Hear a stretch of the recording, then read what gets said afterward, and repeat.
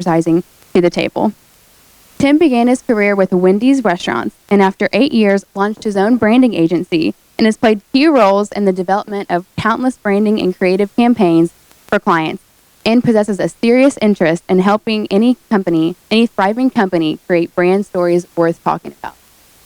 Tim also consults and coaches companies around the country on their branding and marketing needs.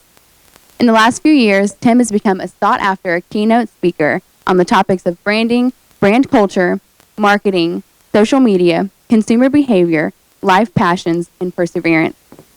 Born in Bern, Switzerland, and raised in Portland, Oregon, Tim moved to the South in 1990 to attend and graduate from WKU.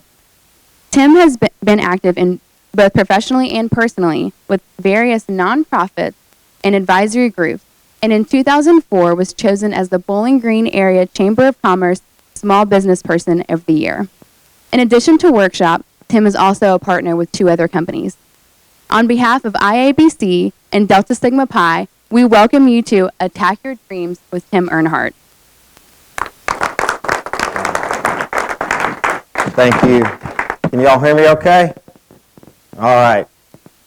She could have cut out about 3/4 of that introduction, but thank you nonetheless for that. And I wanted to just say on the front end, I appreciate your commitment on a sunny afternoon to be here inside when you could be outside probably enjoying the weather. It's been a few years since I've been on this campus as a student. As was announced, I came here in 1990. Actually, it was 1991 to attend WKU, and I graduated in 95 with a double major in marketing and advertising. So I spent a lot of time in this particular building and got to know a lot of the people within this building, many of which are probably no longer here, have moved on. That was 20 plus years ago. But WKU is a very special place for me, obviously. Met my wife here at Western, been here ever since, and have not left Bowling Green. So Bowling Green is home. This is what I call home and where I have raised my family. But my business and my businesses have taken me all over the country. And so when I was asked to come in today as a guest speaker and kind of tell my story, and what's difficult for me as a public speaker, and I speak around the country on a lot of different topics, obviously within the world of marketing and branding and customer experiences and corporate culture. Most public speakers are not comfortable talking about themselves. And although speaking comes naturally for me, and when I give my presentation today, it will probably feel like I enjoy talking about myself, but that's not necessarily the case. But one of the things that I was asked to do was to come in and talk about sort of how I got to where I am today as an entrepreneur, as a small business owner, as an individual who has lived in this community for 25 years. And so some of the things that we're going to talk about today, because this is about my experience, my journey, there may be some things that are uncomfortable for me and will be uncomfortable for you, but that's okay. We're here to listen to sort of my life as a business entrepreneur and the good moments and the not so good moments. So I ask that you just be comfortable, relax. Typically my presentations that I give are energetic, involve watching videos and having some good laughs as we go through the process. Typically when you're asked to speak after lunch in mid-afternoon, you're struggling to keep the audience awake. So hopefully that won't be the case for us this afternoon. I want to begin because we're going to be talking about how you are, as an individual, going to go out and attack your dream. Okay? I had a dream as a sophomore in high school, and we'll talk about that. You sitting in the seat that you're in right now are maybe thinking about what you want to do for the rest of your life and how you're going to get there.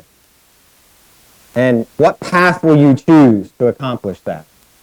And so we're going to take you on my journey as we go through that. So I want to open with a video that really just kind of sets the tone for passion, for fulfilling a dream, and living life. And I'll just ask that you sit back and enjoy this.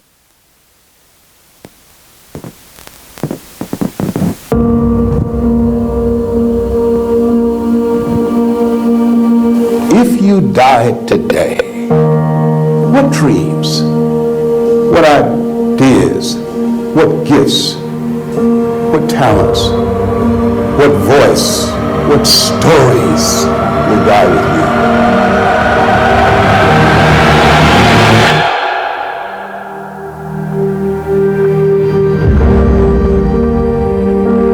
See, a lot of people go to work every day miserable, and all they'll do is just talk about how miserable they are, but they don't do anything about it.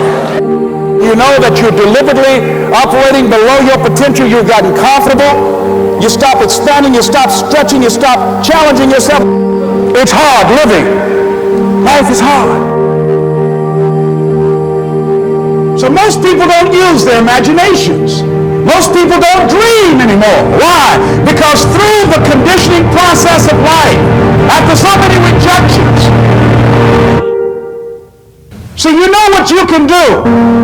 You know what you have done, and you also have seen what has been done by others in your environment, by others in your circumstances. Then you look at where you want to go, and what most people do, they do that which they feel they know that can work because they've already done it or they've seen it done. And so they allow their negative history to determine the possibilities for them. And so when they run into a roadblock, even if they have something beyond their comfort zone, when they run into a roadblock, something happens to them. Most people allow life to control them and their circumstances. Look into the future. What is it you want? What is it you'd like to create for you? You want to make your dream come true, you got to stay focused. Some people rather get even than get ahead. Stay focused on where you want to go. This is not going to be it for my life.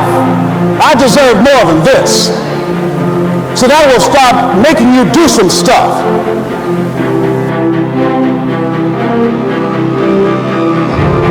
Not only is it possible for you to have your dream, but it's necessary. It's necessary that you have it, that you work on it, that you develop yourself, that you go for what is yours in the universe.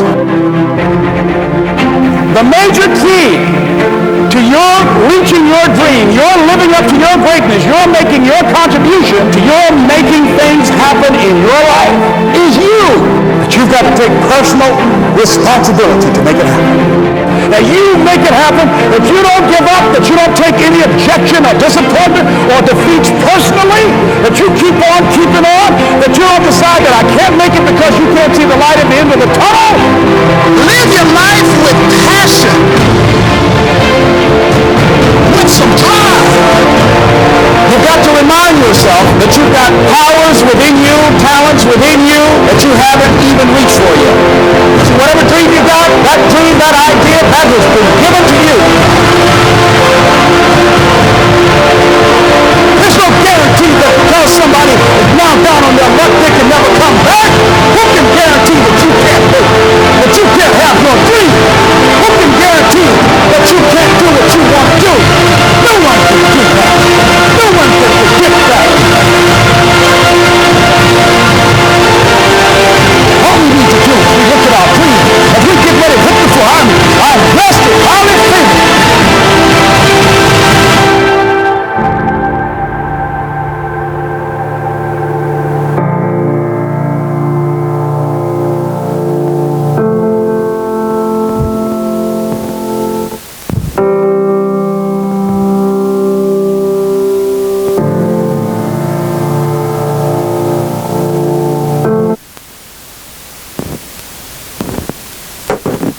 Sort of a emotional filled message that really, if you sat back and allowed everything else of your day to escape you, and you just listened to what the message was, you can't help but be motivated to do something with yourself, right? To go out and pursue something that you can be passionate about. To live life to the fullest, however that might come to you and the people around you. This is kind of a snapshot of who I am in many ways. Some people would say that I'm the ad man. At the core, I'm most passionate about advertising and marketing and branding. That's what I do for a living. The microphone represents my speaking, which is certainly not a part of my life that I make a living at. I do get paid well to go and speak around the country, but it's more of an opportunity to share my passion for what I do for a living, which is marketing and branding and advertising. And I go and I get to speak in front of thousands of people and share things with them that they hopefully can take back and apply to what they do every day. And maybe one thing or two nuggets out of what I speak about in a particular conference can be applicable to what they do. I've met a lot of wonderful people around this country. I've gone to cities I never thought that I would ever go to. I spoke in Erie, Pennsylvania last year. Never thought I would end up in Erie, Pennsylvania. But I got to go to New Orleans. I got to go to Charleston, South Carolina. I got to go to Las Vegas. I got to go to San Diego. I got to go to some cool cities too. It's definitely helped me connect. And if anything, it's helped me stay grounded. Because as I go out around the country and I speak to groups, I think I'm pretty good at what I do, and I feel like I'm a knowledgeable individual until I get somebody that comes up to me either after I present or even during a Q&A session and asks me a tough question. Just last November, I was speaking at a social networking conference, and my topic happened to be on something very specific to social media. Now, we offer those services at my company, but I have people who bury themselves in social media, who know social media a whole lot better than this old guy, right? So I pretty much presented a presentation that I had some of my staff members put together. And again, I feel like I'm a good presenter. And so then there's always that one individual in the room, that lady raises her hand after I'm finished for Q&A. There's a room of about 400 people. And she asked me a really tough question that I honestly did not have a clue how to answer. And I should have known the answer, right? Because I'm supposed to be the expert on social media at this particular conference. So what does a guy do when he doesn't have the answer, but he doesn't want to be standing up there as if his pants were down? I tell the lady, you know what, that's a great question.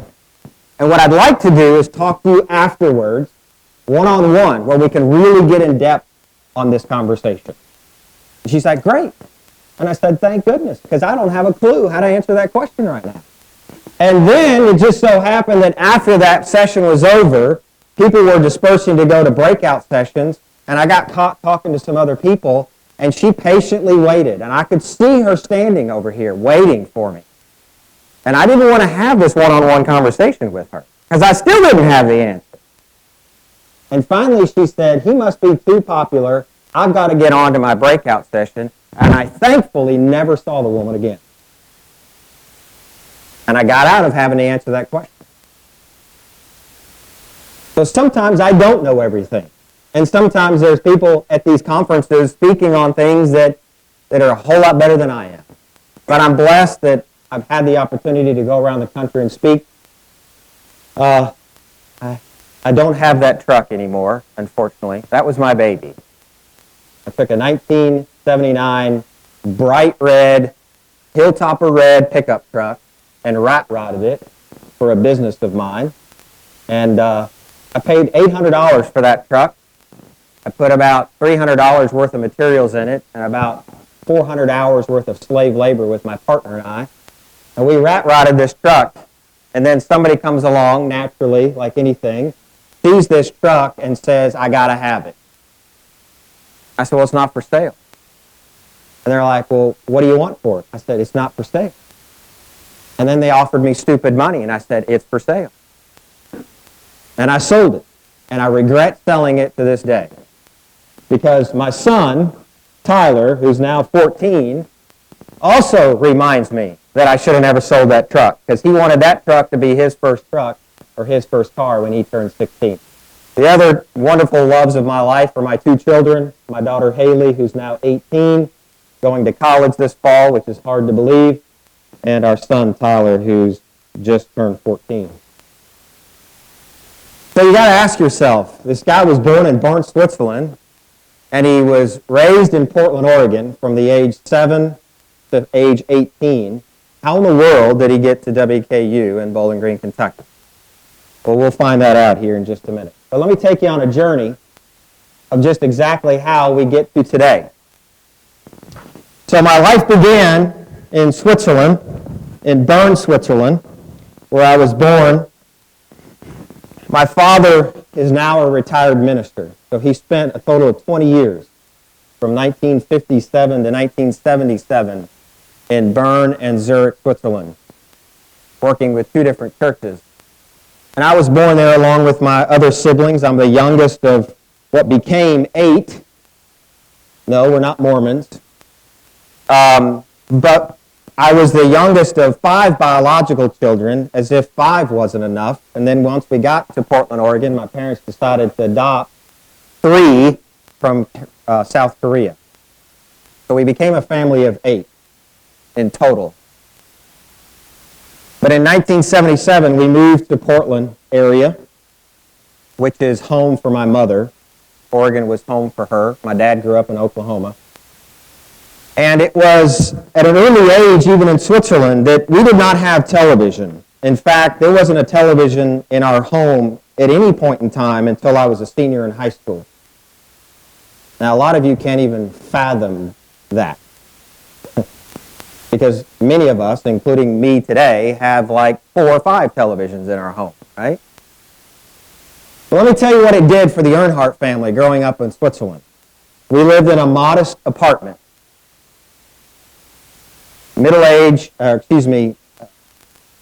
Families in Switzerland, if you didn't own a farm, then you lived in an apartment.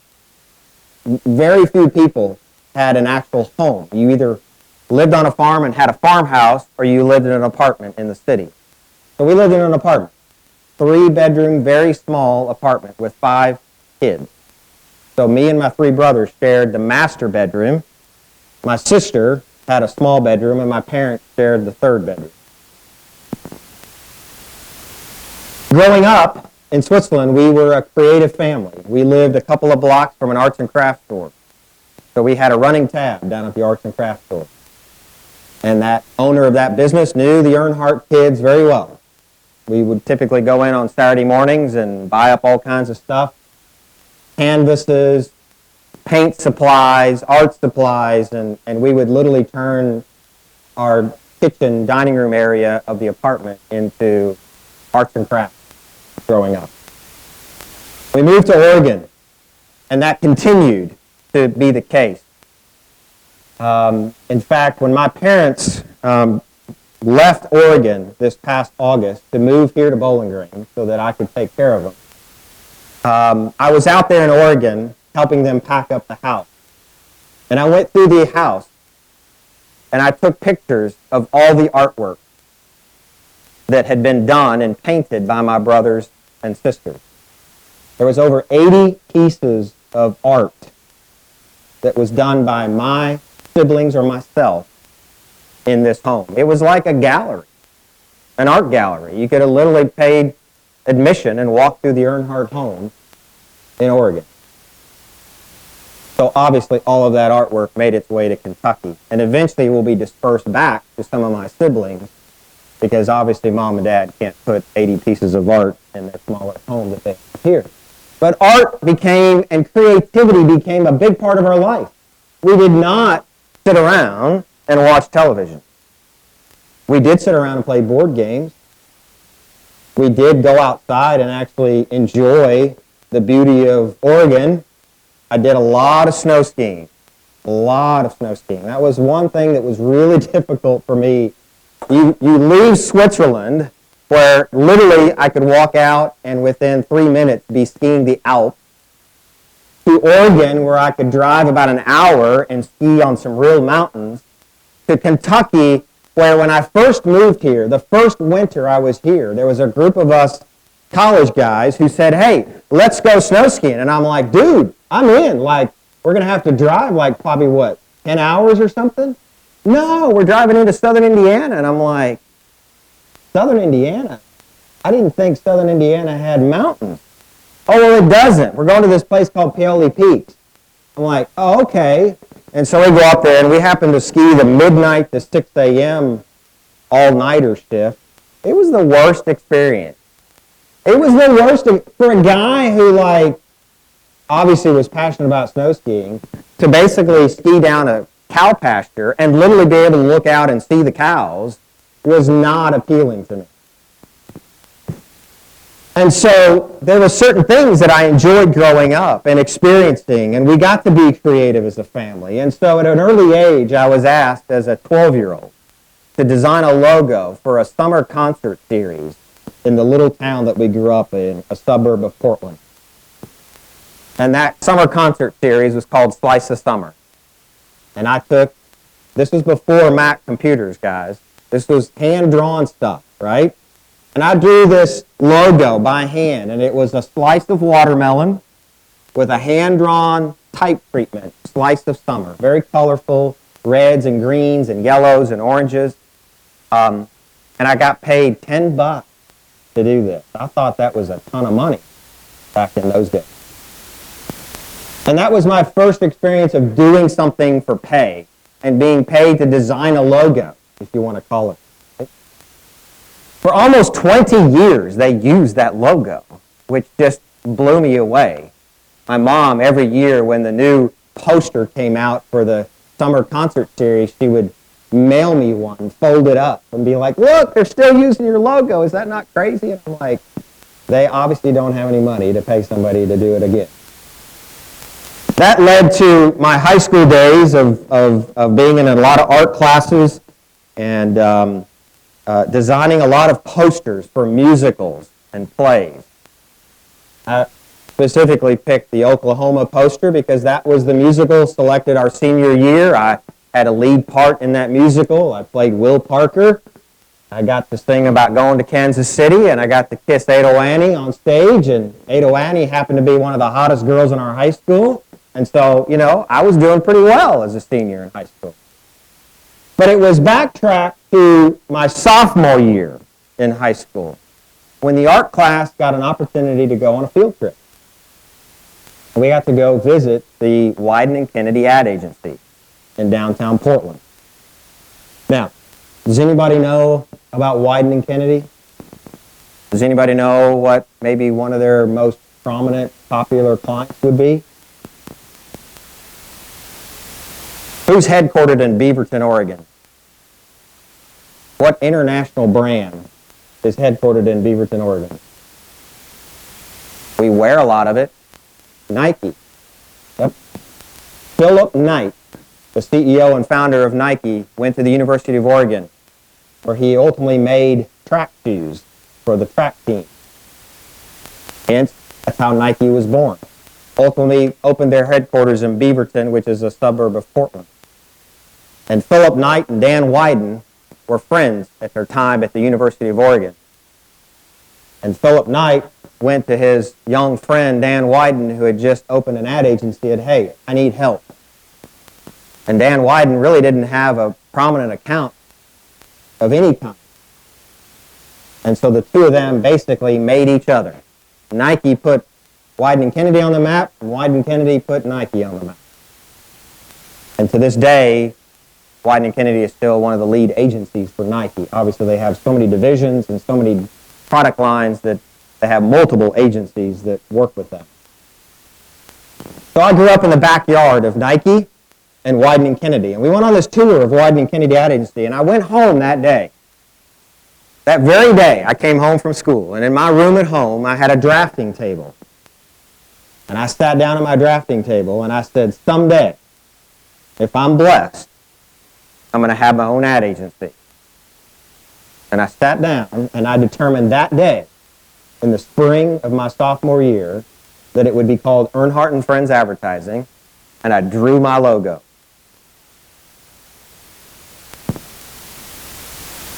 Graduate from high school, I end up here in Bowling Green, go to college here, graduate. My story is unique in the sense that entering my junior year of college here, I was already married. I got married in the summer of '93 and had 2 years of college left. So my life was different as a college student. I wasn't involved in a fraternity. I pretty much was already working full-time for Wendy's at the time. And my life was on a different path than a lot of college students. And that's okay. I'm certainly not advocating you need to go get married tomorrow. And probably in hindsight, I probably would have waited at least until I graduated from college. But my experience here at WKU certainly helped me as I entered the workforce and ultimately my first career with Wendy's Restaurant. Now, I left WKU in the spring of May of 1995, and like I said, was already working full-time pretty much at Wendy's. Wendy's, I keep referring to Wendy's as if it was the big Wendy's. There's a franchise that's based here that today owns over 60 Wendy's restaurants in, I believe, 4 states. When I went to work for them, they had 36 Wendy's restaurants in 4 states. And I eventually graduated up, and my boss left the company, and so I became what ultimately was the VP of Marketing and Advertising for this franchise that owned and operated these restaurants for Wendy's Corporate, which is, of course, headquartered up in Columbus, Ohio. My boss left the company in the summer of '94. So if you're doing your math, I didn't graduate Western until the summer of '95. So in the summer of '94, I'm married 1 year to the boss's daughter, and I go to my boss, my father-in-law, and I said, hey, I know that my boss just left the company. And I know I got in a whole other year before I graduate, but I would really love it if you and your partners would give me the opportunity to slide into that role and be the director of marketing and advertising for the company. And he looked at me. Probably what he wanted to say was, you're crazy. But I was married to his daughter, so he had to be somewhat nice to me, right? And so he said, well, let me talk to the partners, and we'll see what they say. I'm going to leave it in their hands, and I'm not going to have a vote in the process. Well, all 3 of them gave me a vote of confidence, and I started working 35, 40 hours a week, plus taking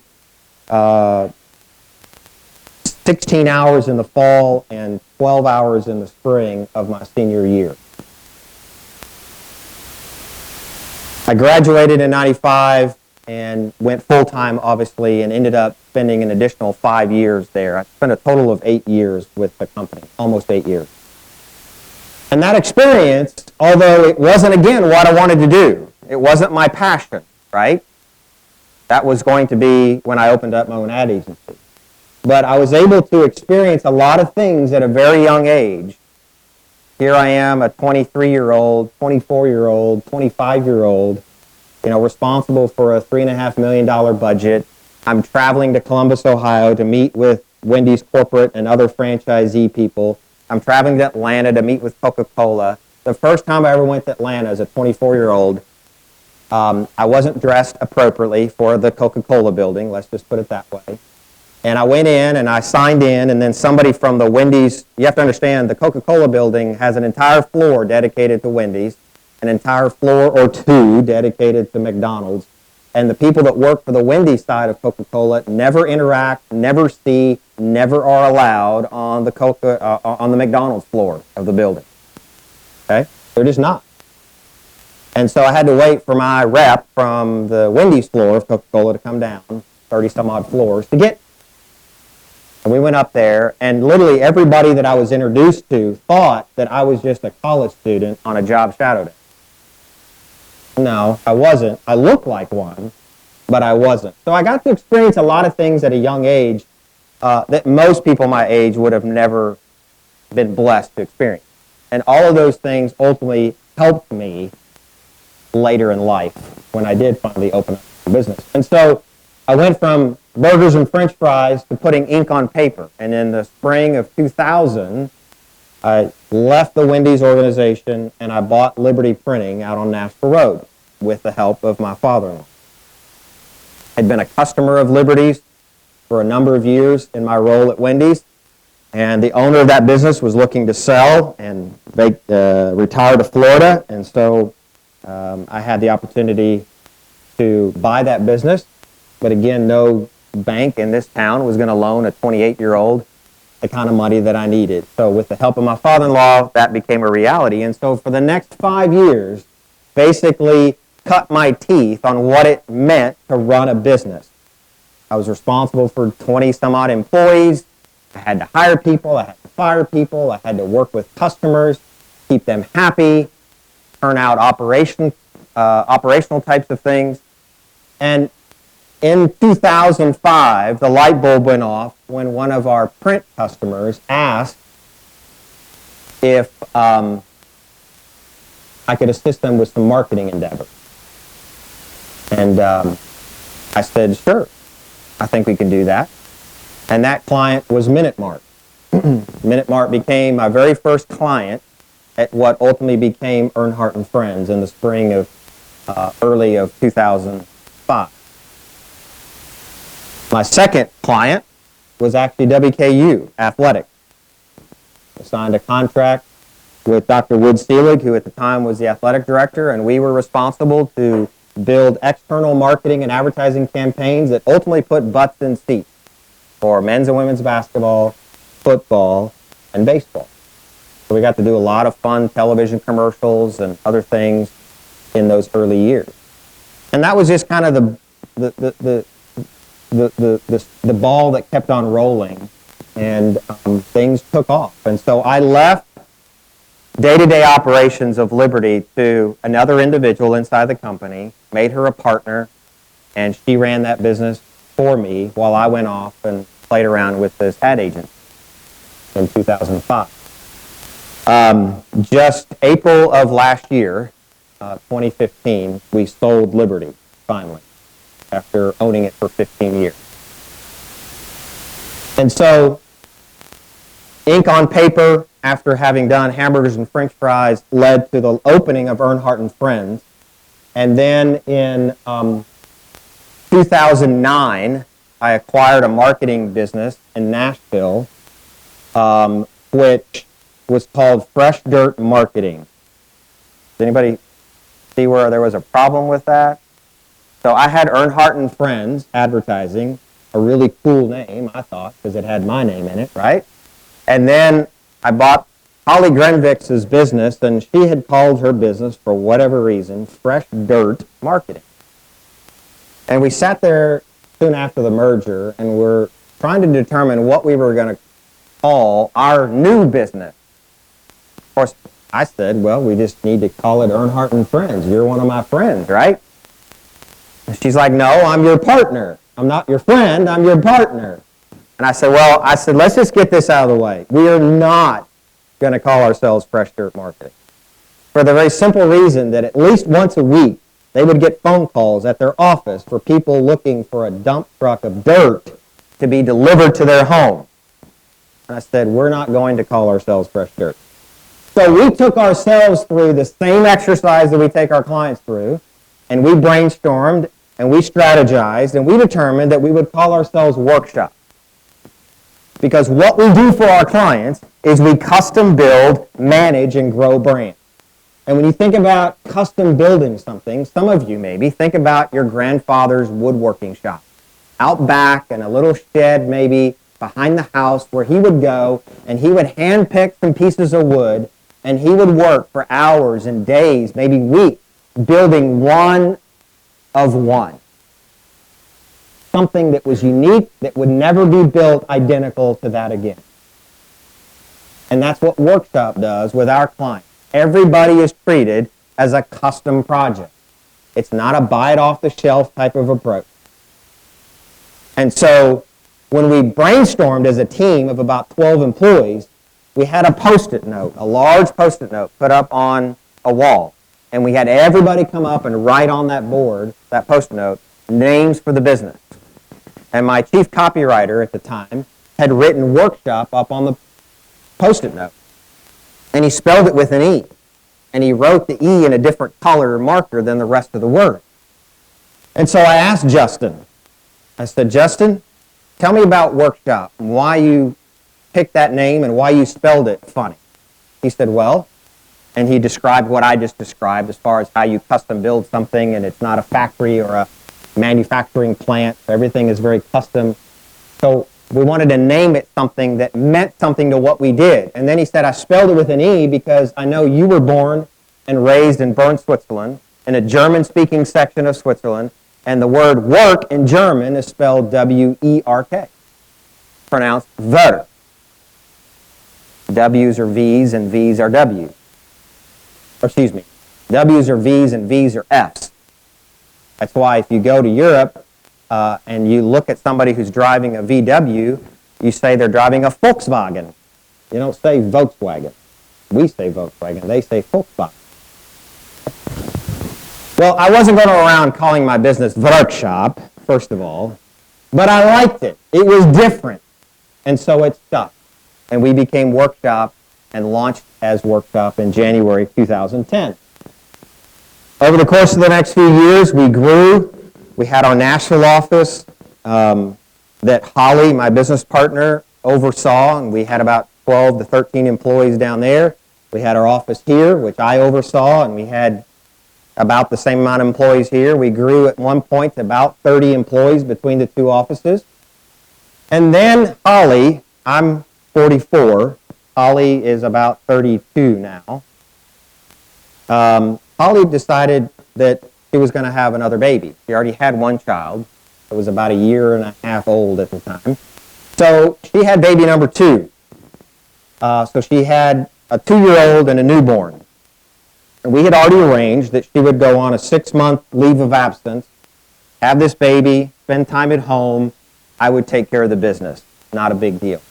3 months into that 6-month leave of absence, she calls me. She's like, well, I've got good news and I got bad news. I was like, okay, just give it to me. She's like, well, good news is, and I'm not sure she's saying this, I'm not sure if I really want to say that it's good news, but I'm pregnant. I'm like, holy moly, you just had a baby 3 months ago. She's like, yeah, I know. It's unplanned. Believe me, I'm really upset with Joe, her husband. So she's already pregnant with baby number 3. And she says, I say, well, I pretty much know what the bad news is. You're not coming back in 3 months. She's like, no. She's like, I'm going to have to just be a mom and raise these 3 kids, and I'm not going to be a good silent partner. I'm going to be calling you, and there's going to be 2 babies on my hip, and they're going to be screaming and yelling, and you don't want to deal with that. So I bought her out in 2012, just 3 years after we became a family, and we stay great friends. In fact, I see her about once every other month. We have lunch. She does at least throw the kids to a babysitter so that when we have lunch, we can actually have dialogue. And at some point, maybe she'll come back and be engaged with the business. But that was a huge turning point for me in 2012 because I was relying on an amazing business partner to run the whole strategic side of the business. I'm the creative side of the business, the creative director. She was the strategic side of the business, and together we were an amazing team. And all of a sudden, that wasn't there anymore. And on top of it, I didn't have her running the Nashville office. So I found myself going to and from Nashville 3 and 4 days a week. Now, if you think Nashville traffic is bad today, it was not quite as bad then, but it was bad enough. And so I would find myself spending 3 hours a day in the car. Hour and a half down, because our office was in the south side of Nashville. I would be getting home late, 8:30 at night, having missed another family meal, missed another baseball game, whatever it was. And I finally just said, this isn't what I signed up for. And so I made the first big and yet tough decision of my business career. And beginning in the spring of 2012, April 25th was D-Day for Workshop. On April 25th, over the course of 3 hours, myself and my business consultant in our conference room in our Nashville office met with 7 employees and told each and every one of them, you no longer have a job at Workshop. Now, these people were family. They had done nothing wrong. I had just woken up one day and said, what I dreamed all the way back as a sophomore in high school, as far as an ad agency and this really fun, cool, hip marketing agency, all of a sudden wasn't fun, cool, and hip anymore. Because all I was doing all day long was spending time dealing with employees, working with situations that bogged me down from doing what I was really passionate about. On top of that, I was a small business and had overhead that was literally crushing. I was losing sleep. I was losing weight. I was not eating well because I was stressed about where in the world I was going to get the money to make payroll that next week. And so I decided, you know what? I don't have to do this the way that I'm doing it. And so my business consultant said, Tim, you were most happy when you had just a handful of employees. And I said, yeah, I was. And so we went from almost 30 employees in the spring of 2012 to 1 by October of 2012. Now, I never intended to get down to 1 employee. I intended to get down to about 6. But if you were working for me and you were told by me, listen, your job is cool, you're not going anywhere, but all of a sudden all your coworkers around you are being laid off about once a month, you're starting to feel a little bit uneasy about job security. And so, unfortunately, the ones I didn't want to lose, I ended up losing because they weren't going to stick around and maybe say to themselves, well, Tim said I'm safe, but what if he said that to the others and then laid them off? So, by the end of 2012, even that 1 employee left, and so today, nobody that I have on my staff today was around during the merger, post-merger, all of that. And so I used to have 4 full-time graphic designers, PR professionals, social media experts, copywriters, strategists, senior art director, senior graphic designer. I had all of these positions, and I decided that I could really just outsource some of this and not have to have these people on a W-2, okay, and eliminate this overhead. Now, you have to understand something. Every one of us, whether we admit it or not, has some size of an ego. And it was tough for me as a business owner, as a business leader, as a father, and as a husband to basically have built this business to 2 offices and 30 employees, and you could sit back and say, look at what I've built, and then all of a sudden have to swallow that and say, you know what, this isn't working out, and go all the way from being at the top of the mountain to the bottom. That was tough for me personally to swallow. I struggled with it to the point that in 2013, I struggled with depression because of it. But I got help because I realized that this was just a part of the process I was going through. And so today, Workshop has 7 or 8 employees, one of which is actually sitting here on the front row, Mackenzie, a wonderful young lady, a student here at Western. And we're having a great time. We work with creative partners literally all over the globe. I have a brother, one of my brothers, who owns a design firm in Switzerland. We work with him on a regular basis. I have better people at my fingertips today than I could have ever afforded on my payroll at Workshop. My clients don't care that I work with people all over the globe, because at the end of the day, they do business with Workshop, they do business with me, and our process and how we deliver and execute for our clients. So they don't care if I go to Switzerland to get something done, if I go to Houston or Boston or San Diego. Yes, we are blessed with having a client base here in Bowling Green, but I can't survive on Bowling Green. It just doesn't work. There's not a marketing or advertising business in this town that has survived if they just rely on Bowling Green business. And so we moved to Nashville, obviously, and we've moved to other parts of the country to seek out business. And the type of business we do is very niche, and we go after niche business. Well, so that's one of the companies that I have today. And I'm sweating up here, so I'm going to take this off. Plus, you guys aren't even dressed up for me, so I'm going to take my coat off. Feel more relaxed anyway without it on. For those of you that know me in the room, I rarely wear a coat unless it's to a funeral or to Sunday morning church service. So in 2013, a longtime friend of mine that literally I first met when he was 7 years old when I moved to Bowling Green, was going through a career transition. He had been employed with Scotty's Contracting for about 7 years, and he just wasn't happy. And so he came to me, and we started having breakfast on a regular basis. Kind of looked up to me as a mentor, maybe. We would go to IHOP. That was his choice, not mine. But we would meet at IHOP about once a month, and we would just have conversation about, what is it you want to do, Kyle? He's like, I want to do something that I can be passionate about, like you. And I was like, okay. And so we ultimately launched what became Rustic Nail in January of 2013. Rustic Nail, if you don't know about it, it's okay. It's a company that custom builds furniture and other things using reclaimed and repurposed material.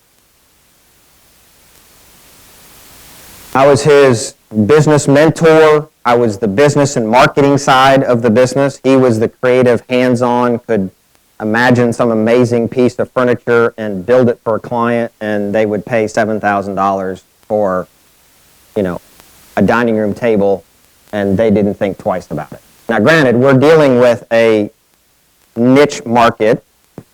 We're not building $500 coffee tables.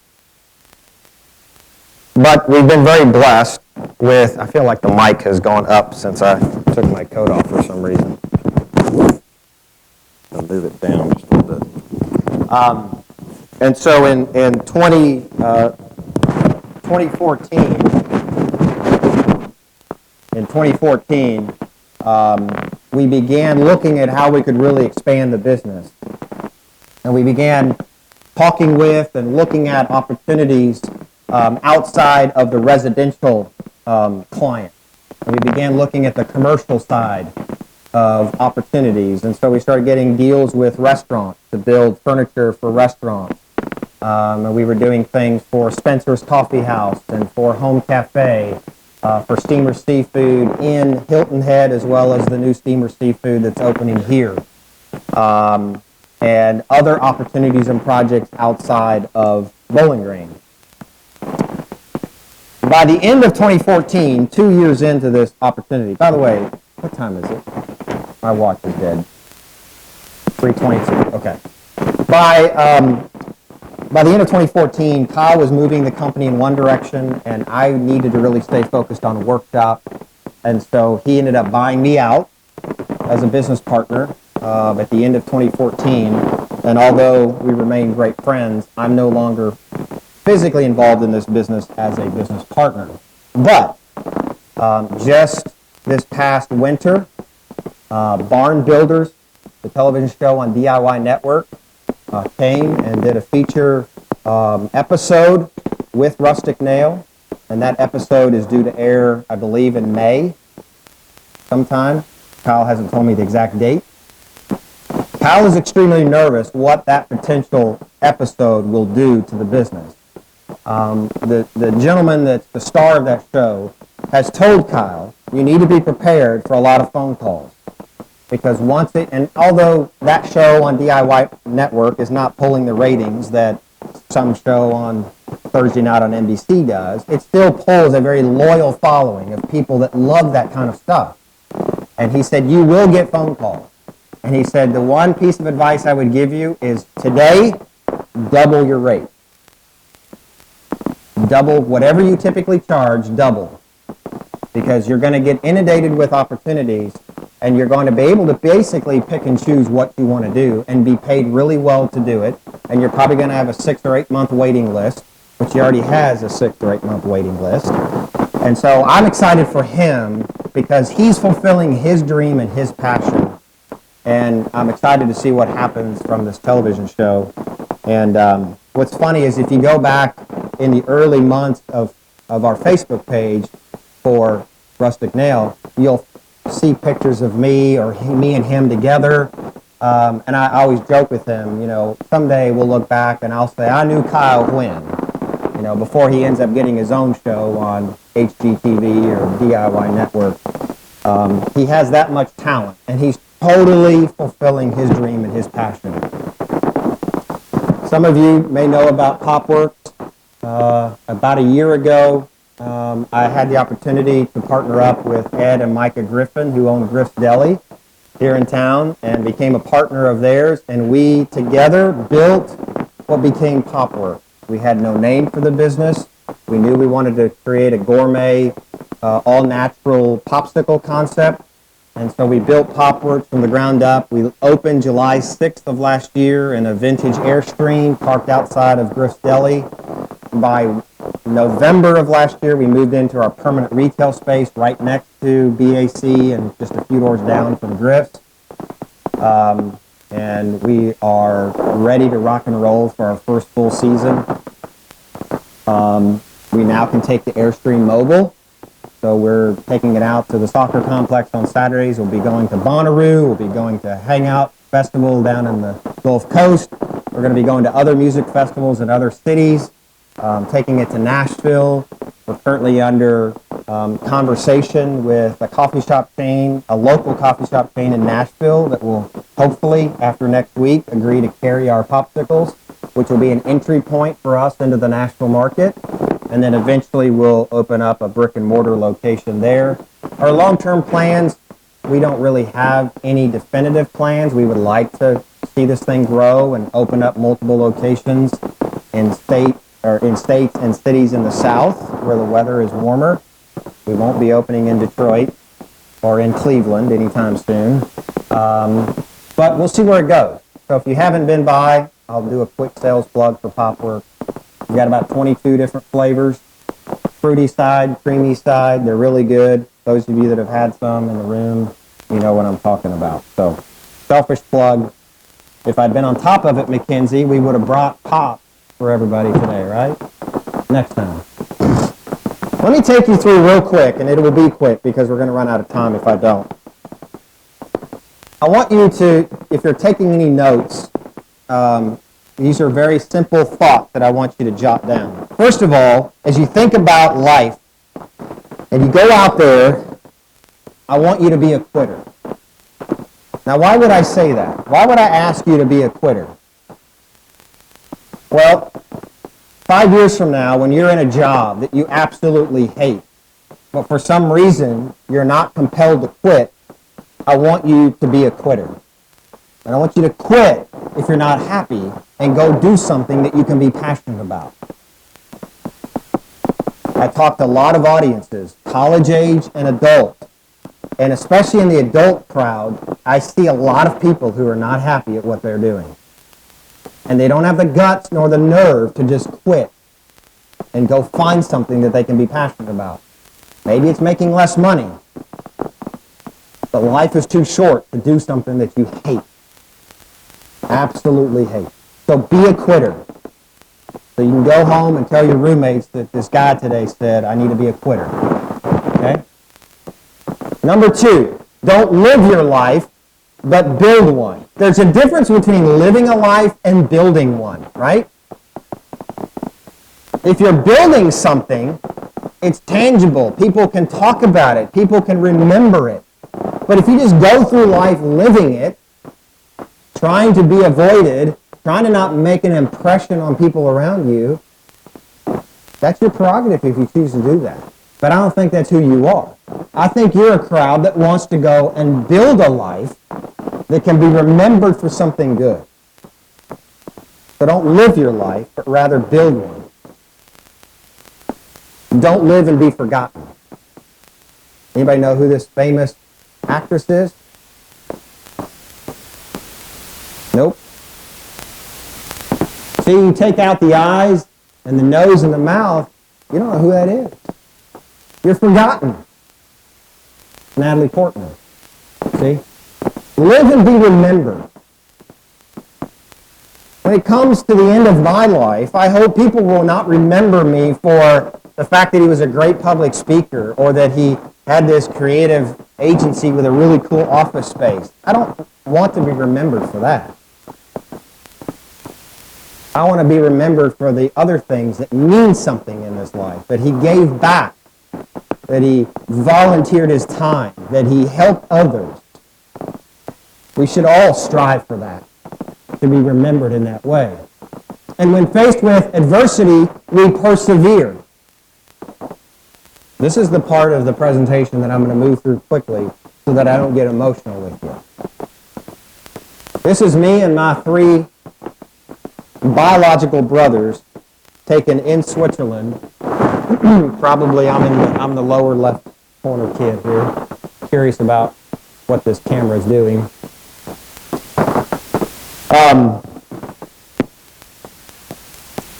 Greg, the blonde, the only blonde in the family, died of cancer when he was 17. Never graduated from high school. Had a very aggressive form of cancer that started in his knee, and within 6 months it was in his lungs, and it took his life. And I was 10 years old and did not know what in the world had just happened to our family. He was there one day, and 6 months later, he was gone. That was my first adversity. That was my first time in my life where I had to persevere through something, right? In 2008, April 10th, 2008, this is my father-in-law, CEO of Wendy's Restaurants, a very prominent businessman in this community. Had been a CPA by trade, was a partner in a CPA firm for 20 years before he got into the Wendy's business. That's my daughter, being held by her grandfather. And on April 10th, 2008, he decided that he would take his own life. Didn't make any sense to us. We still have a lot of questions that have no answers. But he was fighting something, dealing with deep depression, and not being treated for it. And decided the only way to be relieved of that pain was to take his own life and leave behind 2 daughters and 4 grandchildren and a wife and an extremely successful business. It made no sense. To this day, every day, I think about him, and it still doesn't make sense. But it happened, and we had to persevere through it. That's me and Haley when she was young. This is my wife, Jennifer, and our son, Tyler. When I met Jennifer, I knew that she had lupus. When I met her here at college, she was a finance major here at Western. I knew she had lupus. She had been diagnosed with lupus, which is an autoimmune disease, for those of you who don't know. For years, she struggled with that. Our daughter was born, and by the time Haley was a year old, she struggled with a lot of health issues. We spent almost 5 years traveling the country to dozens of children's hospitals trying to figure out what was wrong. Come to find out, we genetically tested her. She had a very rare genetic autoimmune disease. Wasn't lupus, but Jennifer had been misdiagnosed early in her life. She was tested and determined that they both carried the exact same genetic disease. Jennifer is 45. She has the bone density of a 95-year-old woman. She's had probably 28 fractures in her feet in the last 10 years. She struggles with neurological seizures, kidney failure, you name it. My wife, I'm not looking for sympathy, I'm telling you the fact. My wife spends 80% of her time on her back in bed. Okay? When I married her in June 19th of 1993, I didn't know I was signing up for this. I didn't know that we would have a daughter who's now ready to go off to college who would be suffering internally with this same disease. You look at Haley, if she walked in this room right now, you wouldn't think anything was wrong with her. She'd look just like any of you other young ladies here. She's strong, she's determined, she is going to make something of herself. In fact, here she is today. That's her senior pictures on the left side here. She's going to be, of all things, a pediatric nurse. She already knows. She wants to go and help kids the same way that nurses helped her as a child. I don't get up every day and I don't go to bed every day feeling sorry for myself, asking why me, because I can look around my own circle of friends and I can see people who are struggling with things far more severe than what I deal with. I've been blessed with a healthy body. I have to take care of it. But there's a purpose behind why Jennifer was put in my life and why her father was taken from her and why our daughter has the health issues that she has. I've persevered, continued to persevere. Have I been perfect at it? No. Have I failed as a father? Yes. Have I failed as a husband? Yes. Have I failed as a business owner? Woo! Goodness. Have I failed as a business owner? That'll make your heart stop right there. Goodness gracious. Whew. All right, if I ever thought my body wasn't healthy, we just tested it right there. The situation is that I'm not looking for the sympathy from anybody. I get up every day and I charge forward and I persevere, but I haven't been perfect. I lost my train of thought, obviously. It's all about the journey. There is a journey that you are on as an individual right now, right today. And it's really just beginning for some of you in this room. And you're going to look back 5 years from now, 10 years from now, 20 years from now. I can't believe I'm 44 and I have a daughter going to college this fall. That's crazy to me. There's just a couple of others in this room that can maybe say the same thing. You know what? Someday I'm going to be 84, just like my dad. And my body will be half of what it is today. And I'm not going to be a business owner anymore.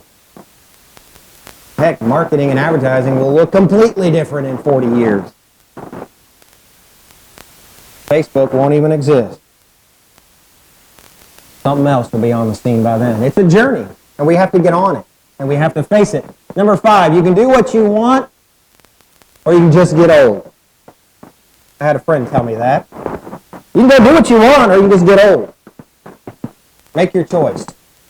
I would rather go do what I want to do rather than just sit around and get old. The last thing I want to do is be that miserable person when I'm 60 and 65 and I'm complaining about my food at every restaurant I go to and everything about life is negative. And these young people just get in my way and they don't know how to drive on the roads and what's these devices that they got in their hands all the time and they're not paying attention to us as old people. I already say some of that stuff to my own kids because they don't pay attention to me anymore, right? They're too stuck with this thing in front of their face. But do what you want to do today, and do what you want to do tomorrow. You know, I was able to do what I did with very little money. I didn't have any money to start Workshop. Workshop started with nothing. Nobody gave me any money for that. It was pure passion that started that business. It was pure passion that started Rustic Nail. It was pure passion and a desire to do something fun and cool that started Popwork. I didn't go get an angel investor and say, hey, I need $2 million. I'm not going to ever be a Zuckerberg. I don't care to be a Zuckerberg. I don't want that much money. It'll ruin me. And most likely it would ruin you. I had a high school friend whose dad won the lottery in Oregon, $13 million when I was a junior in high school. Do you know what? The dad's dead, the mom's dead, the son's a drug addict, and the daughter who knows what. In their case, it ruined them. Money can ruin you. Don't be amazed, but be amazing. Don't be amazed, but be amazing. I'm going to skip over this and skip over this. You need to convert your dreams into defining moments. I want to share with you one thing here. Christine Hall. Anybody know who this is? Probably don't. That's all right, I didn't either until somebody told me about her. Christina Hall was the MasterChef Season 3 winner. She won Season 3 of MasterChef. Do you want to know what the amazing thing about her is? She's blind, people. She's freaking blind. How in the world do you cook food when you can't see what you're doing? Well, guess what? That didn't stop her. She went out and won a television show with a bunch of amazing chefs who could see what they were doing. And she blew every one of them out of the water.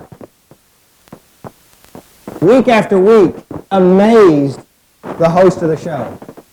Like, how in the world are you doing this? She has a very successful restaurant today. But she determined at an early age she wasn't going to let her blindness stop her from doing what she loved. Now, I'll tell you, if I was blind, the last thing I would think about becoming is a chef. Didn't stop her. Take the road less traveled. Take the road less traveled. It's easy to take the road everybody travels. You get to the fork in the road, and you take the road less traveled. Why? Because there's an adventure down that road. I could have stayed on the path and built a career at Wendy's. Absolutely working for my father-in-law, who is a good man, but hating every minute of my day. Because all I was doing at Wendy's was doing whatever corporate told me to do. Do this, do this, do this. Follow the rules. Don't be creative, because we got a big ad agency in New York that's doing that for us. And I didn't like that. And so I got out while I could. And I went to the road less traveled. And I built something fun and different and amazing. And I'm not going to retire with millions of dollars. But I'm paying my bills, and I'm taking care of my family. And I'm a business owner that's given the freedom to take care of my family, because my family needs me more than some husbands and fathers have to take care of their family. If I was an employee, there's probably employees who wouldn't give me the ability to take multiple trips to Vanderbilt Hospital a week if need be. That's okay. I've had to sacrifice a lot in my own life. But I don't cry about it. I chose to take the road less traveled. I chose to go down a path that would give me amazing passion and victories at the things that I love to do. And so I want to close with this as we finish this afternoon.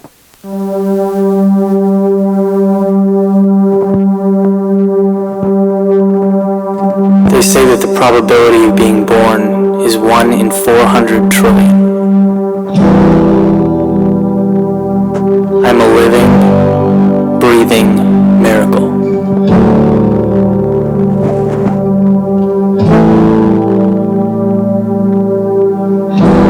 Every second here on earth is a gift, and I'll never let it slip away.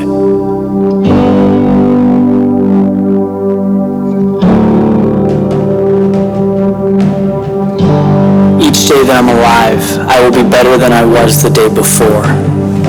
When life gets hard, I will work harder.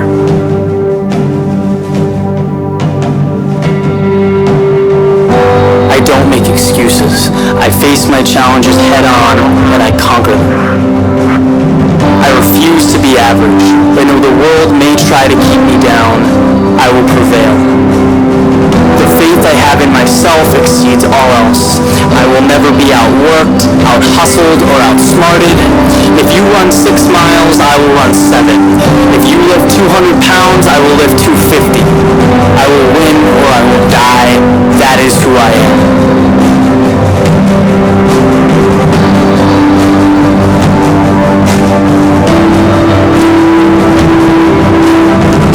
I have never come across an obstacle that is insurmountable. The world does not provide barriers, it provides unlimited opportunity. If I get knocked down, I will get back up, and I will be better because of it.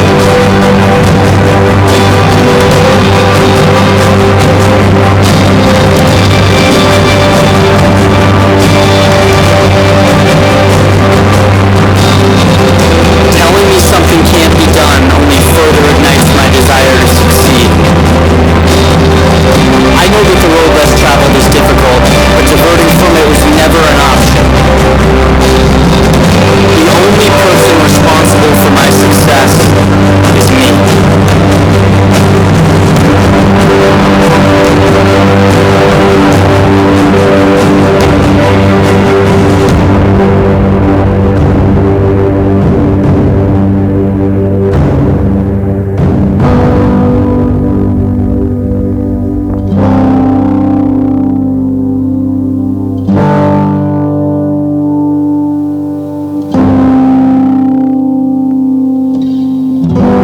In my final moments, looking back on my life, I will have no regrets. I will have left no stone unturned.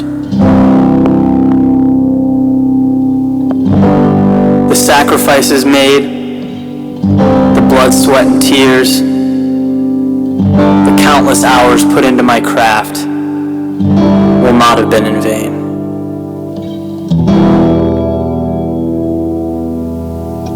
This is what makes a champion.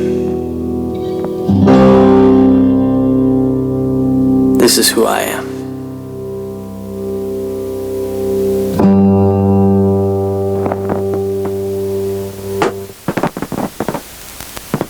I know we're out of time, and I'm happy to hang around for a few minutes afterwards and talk to any of you one-on-one.